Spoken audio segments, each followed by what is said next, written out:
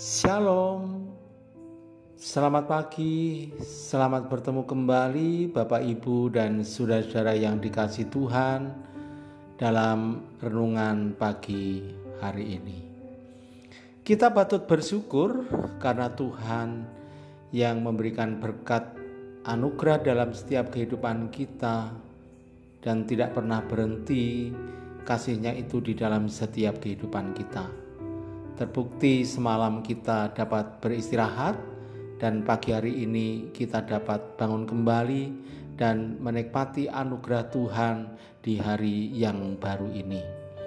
Sebelum kita bersama untuk melaksanakan segala kegiatan kita di pagi hari ini, Bapak Ibu, kita akan bersama-sama untuk sejenak merenungkan firman Tuhan yang kita baca dari kitab Yunus 3 ayat yang ke-10 yang demikian.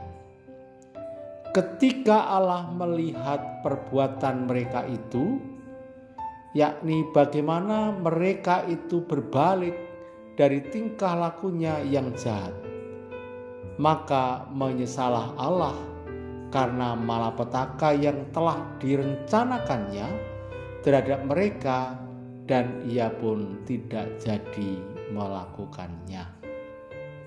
Amin. Berbahagia kita sekalian yang mau mendengarkan firman Allah dan yang mau melakukannya. Amin. Bapak Ibu, tema renungan kita di pagi hari ini, janji Tuhan itu konsisten. Bapak Ibu dan Saudara yang dikasihi Tuhan, di dalam Yunus 3 ayat 10, ayat ini sering membingungkan kita. Bagaimana mungkin Allah yang maha tahu, maha sempurna, dan tidak mungkin berbuat salah, bisa membuat rencana untuk menghukum kota Niniwe, kemudian menyesal atas rencana yang telah dirancangkannya dan membatalkannya. Pertama, marilah kita memahami tujuan Allah merencanakan hukuman bagi penduduk Niniwe. Itu bukan untuk melampiaskan balas dendam atau memuaskan nafsu amarahnya, tetapi Allah menegakkan kebenaran, disiplin, dan keadilan terhadap umatnya. Yang kedua, Allah yang benar dan adil itu juga Allah yang maha kasih. Keinginan Allah yang utama adalah menunjukkan belas kasihan terkhusus umat Allah yang ada di kota Niniwe. Bukan melaksanakan hukuman yang dirancangkannya, sebab ia tidak ingin seorang pun umatnya itu binasa, tetapi agar setiap orang bertobat, menerima pengampunan, dan hidup kekal. Hukuman terjadi sebagai konsekuensi akhir akibat kejahatan yang terus dilakukan dan tidak mau berhenti dari kejahatannya.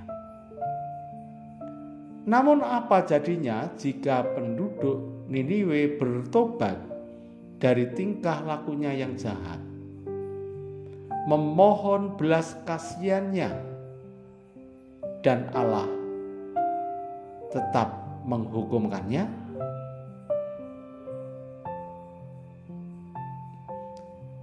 Bapak Ibu, Allah yang maha kasih, Allah yang senantiasa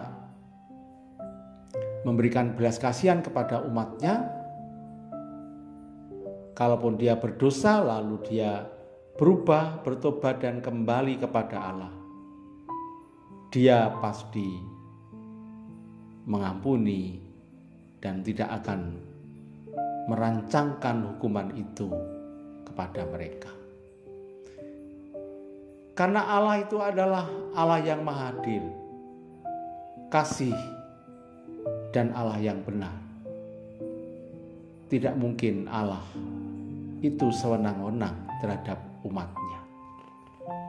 Justru ketika Niniwe berubah, bertobat dari dosanya, maka Allah pun juga mengubah rencananya untuk menghukum Niniwe.